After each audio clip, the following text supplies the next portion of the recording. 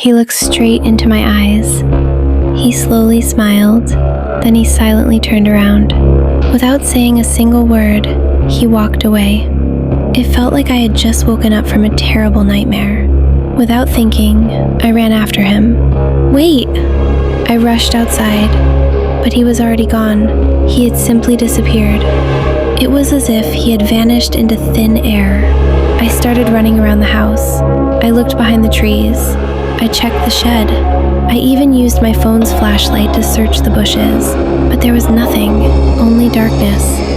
I kept telling myself that he was hiding somewhere, but deep inside, I already knew that was impossible. Suddenly, a powerful wind began to blow. At first, it was barely noticeable, but within seconds, it turned into a violent storm.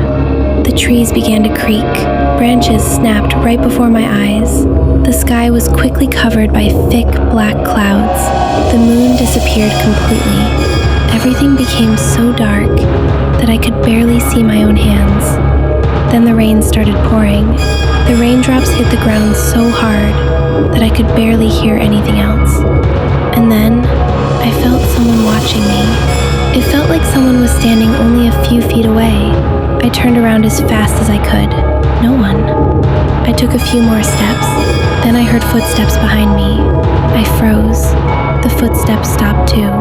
I started running, and it sounded like someone was running behind me. I didn't dare look back. Then, a terrifying howl echoed from the dark forest. Another one followed, then another. Each one sounded closer than the last. It felt like dozens of unknown creatures were surrounding me. Fear completely took over my body. I could barely breathe. My heart was pounding so loudly that I could hear it in my ears. I ran back toward the house. I grabbed my car keys, my phone, and the first thing I could reach. I didn't even lock the front door. There was only one thing on my mind. I had to escape. I jumped into my car, started the engine. My hands were shaking so badly that I almost dropped the keys.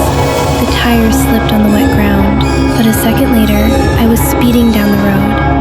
I couldn't stop looking in the rearview mirror. It felt like someone was chasing me. Every shadow terrified me. Every tree looked like a person standing beside the road. A few minutes later, I was finally far away from the house. About 500 meters down the road, I reached the top of a small hill. I stopped the car. I don't know why, but something made me look back. I stepped out of the car and froze. The rest of the sky was already beginning to clear. The clouds were slowly disappearing, but above that house, there was still one enormous black cloud. Lightning kept striking the same place over and over again. A powerful wind circled around the house. I couldn't believe what I was seeing. Then, the house started disappearing. First, the roof vanished. Then the walls slowly became transparent. Within seconds, they crumbled into black dust. The wind carried it away and scattered it into the darkness.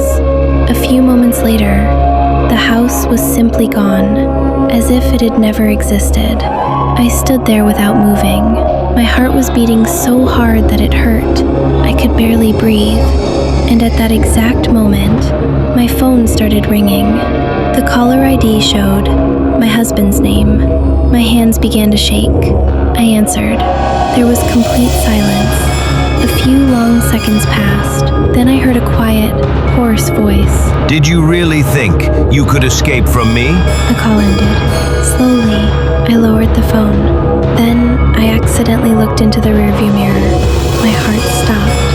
Someone was sitting in the back seat. To be continued. The more likes this video gets, the sooner part 3 will be released.